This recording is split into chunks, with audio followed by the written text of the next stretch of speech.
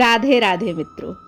आज माघ मास की कथा का प्रथम अध्याय आपके समक्ष प्रस्तुत कर रही हूँ। कथा कुछ इस प्रकार से है। एक समय श्री सूत जी ने अपने गुरु श्री व्यास जी से कहा कि गुरुदेव, कृपा करके आप मुझसे माघ मास का महत्व कहिए, क्योंकि मैं आपका शिष्य हूँ। व्यास जी कहने लगे कि रघुवंश के राजा दिलीप एक समय यज्ञ के स्नान के पश्चात पैरों में जूते और सुंदर वस्त्र पहनकर शिकार की सामग्री से युक्त कवच और शोभायमान आभूषण पहने हुए अपने सिपाहियों से घिरे हुए जंगल में शिकार खेलने के लिए अपनी नगरी से बाहर निकले। उनके सिपाही जंगल में शिकार के लिए मृग, व्याघ्र, सिंह आदि जंतुओं की तलाश में इधर उधर फिरने लगे। उस वन में वनस्थली अत्यंत शोभा को प्राप्त हो रही थी। कहीं कहीं मृगों के झुंड फिरते थे, कहीं गीदड़ अपना भयंकर शब्द कर रहे थे, कहीं गैंडों का समूह हाथियों के समान फिर रहा था, कहीं वृक्षों के कोटरों में बैठे हुए उल्लू अपना भयानक शब्द कह रहे थे, कहीं सिंहों के पदचिन्हों के साथ घायल मृगों के रक्त से भूमि लाल हो रही थी, कहीं दूध से भरी थनों वाली सुंदर भैंसें फिर रही थीं, कहीं पर सुगंधित पुष्प, हरी भरी लताएं वन की शोभा बढ़ा रही थीं, तो कहीं बड़े बड़े पेड़ खड़े थे, तो कहीं उन पेड़ों पर बड़े बड़े अजगर और उनकी कैंचुलियां पड़ी हुई थीं। उसी समय राजा के सिपाहियों के बाजे की आवाज़ सुनकर एक मृग वन में से निकलकर भागने लगा और बड़ी बड़ी चौघड़ियां मारता हुआ आगे बढ़ा। राजा ने उसके पीछे अपना घोड़ा दौड़ाया, परंतु मृग पूरी शक्ति से भागने लगा।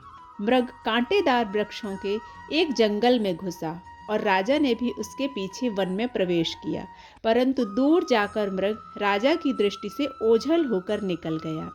राजा निर्जन वन में अपने सैनिकों सहित प्यास के मारे अति दुखी हो गया। दोपहर के समय अधिक मार्ग चलने से सैनिक थक गए और घोड़े रुक गए। कुछ देर बाद राजा ने एक बड़ा भारी सुंदर सरोवर, जिसके किनारे घने वृक्ष थे, ऐसा सरोवर उसने देखा। इसका जल सज्जनों के हृदय के समान स्वच्छ और पवित्र था।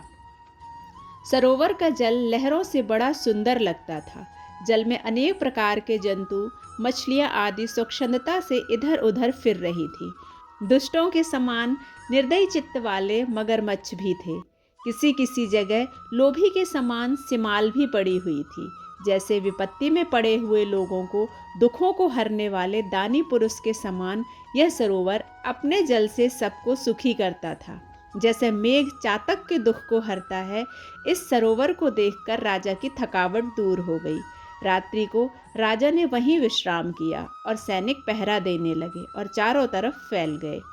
रात के अंतिम समय में शूकरों के एक झुंड ने आकर सरोवर में पानी पिया और कमल के झुंड के पास आया। तब शिकारियों ने सावधान होकर शूकरों पर आक्रमण किया और उनको मारकर पृथ्वी पर गिरा दिया। उस समय सब शिकारी कोलाहल करते हुए बड़ी प्रसन्नता के साथ राजा के पास गए और राजा प्रभात हुआ देखकर उनके साथ ही अपनी नगरी की तरफ चल पड़ा। जिसका शरीर तपस्या और नियमों के कारण बिल्कुल सूख गया था, जो मृगशाला और वल्कल पहने हुए था और नख, रोम तथा केश धारण किए हुए था, राजा ने ऐसे घोर तपस्वी को देखकर बड़े आश्चर्य से उसको प्रणाम किया और हाथ जोड़कर खड़ा हो गया। तपस्वी ने राजा से कहा कि हे राजन, इस पुण्य शुभ माघ में इस सरोवर को छोड़कर तुम यहाँ से जाने की इच्छा करते हो। तब राजा कहने लगा कि महात्मन, मैं तो माघ मास में स्नान के फल को कुछ भी नहीं जानता। कृपा करके आप विस्तार पूर्वक मुझे बताएं। माघ मास का प्रथम अध्याय समाप्त होता है। मिलते हैं दूसरे अध्याय के साथ। जय श्री राधे।